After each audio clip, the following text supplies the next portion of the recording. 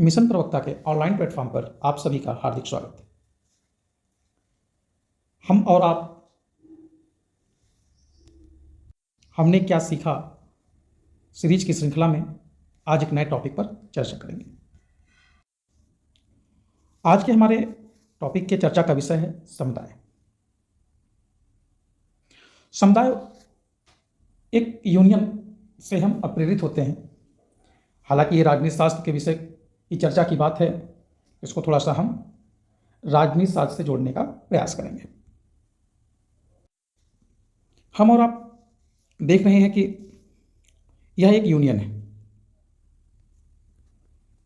कई लोग कई उम्र के, कई प्रकार के वस्त्र पहने हुए आदि बैठे। तो सिंपल शब्द में मानिए कि समुदाय मीन्स यूनियन ही होता है, और जहां पे कई लोग एकत्रित होते हैं उसको हम समुदाय कहते हैं। तो जैसा कि हमने जाना कि जहां पे कई लोग एकत्रित होते हैं उसको हम समुदाय कहते हैं। हमारे राजनीति शास्त्र के जन्मदाता अरस्तु का भी यही कथन था कि मनुष्य एक सामाजिक प्राणी है तथा परिवार से समाज, समाज से राज्य का विकास हुआ। लेकिन यहाँ पे हम आज चर्चा करेंगे समुदाय से समाज, समुदायवादी कैसे बना। हमारा जो चर्चा का विषय है कि समुदाय से समुदायवादी कैसे बना। तो इसको थोड़ा सा हम और आप राजनीति शास्त्र से जोड़ने का प्रयास करेंगे। राजनीति शास्त्र से जोड़ने का जो क्रम है उसमें हम जानते हैं कि राजनीति शास्त्र में एक विचारधारा है उदारवाद।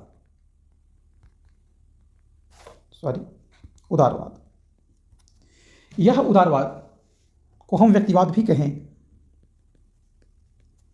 तो कोई भी अतिशयोक्ति नहीं होगी, क्योंकि उदारवाद का मतलब ही होता है व्यक्तिवाद। इस उदारवाद को हम 3 श्रेणियों में जब बांटते हैं, कितने श्रेणियों में बांटते हैं? 3 श्रेणियों में जब बांटते हैं तो हमारा जो पहला प्रकार निकल के आता है सामने, वह आता है परंपरागत उदारवाद।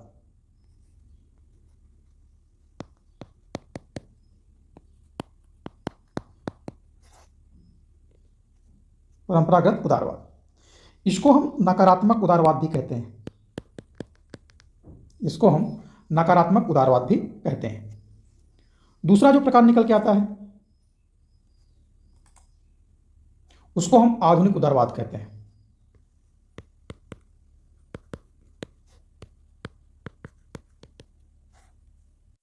सकारात्मक उदारवाद।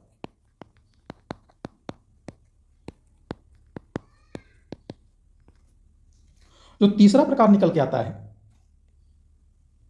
वह है समकालीन उदारवाद।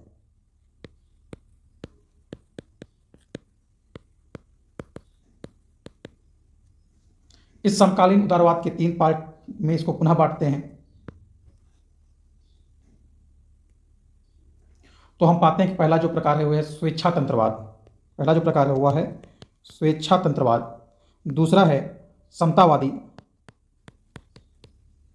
और जो तीसरा प्रकार है वह है समुदायवादी।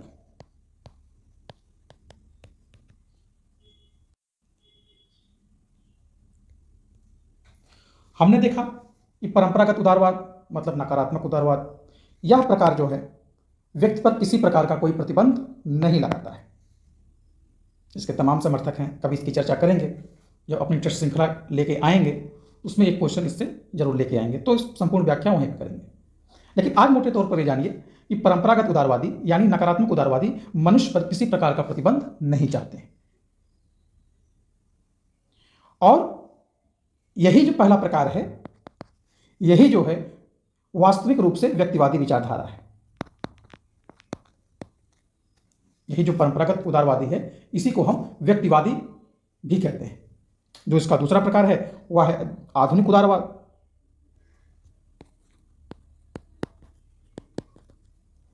यह जो है व्यक्ति पर युक्त प्रतिबंध लगाता है, मतलब तार्किक प्रतिबंध लगाता है।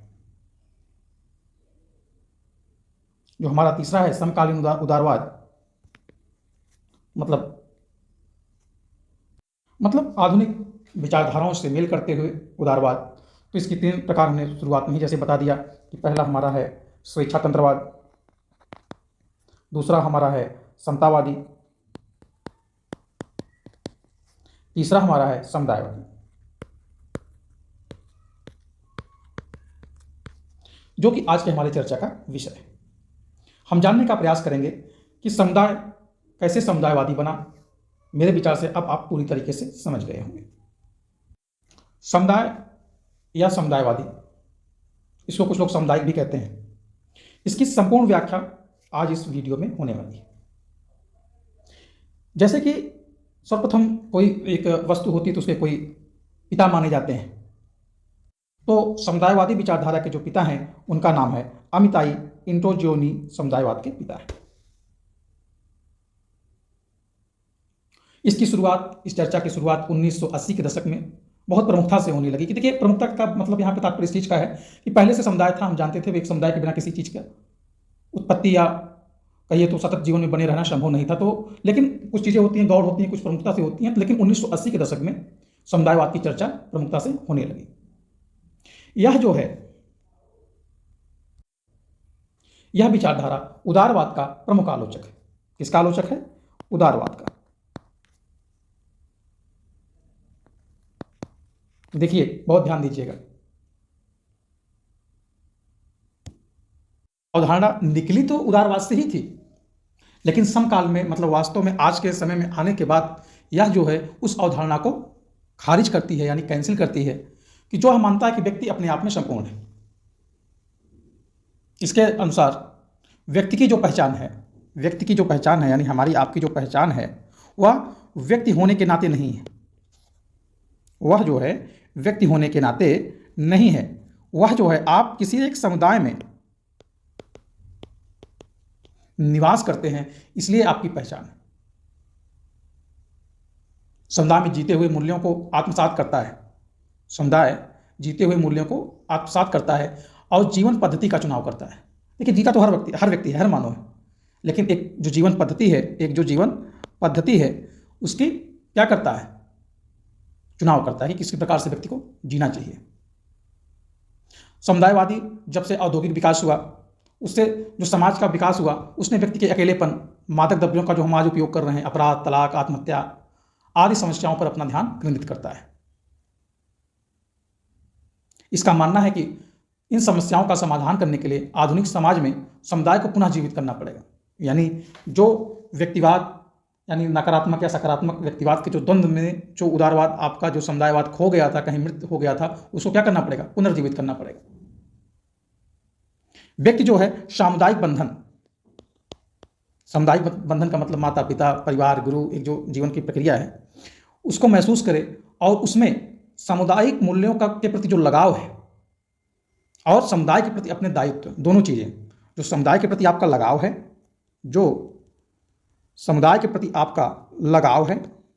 और समुदाय के प्रति आपकी जिम्मेदारी,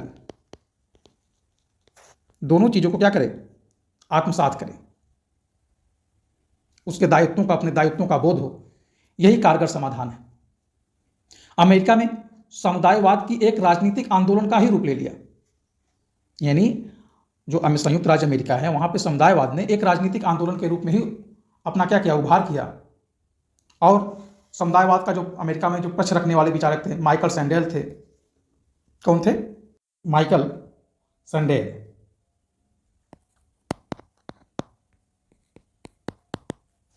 इनका जो कार्यकाल था 1953, और भी लोग थे, जैसे मैकिंटायर थे, माइकल वाल्जर थे और चार्ल्स टेलर थे।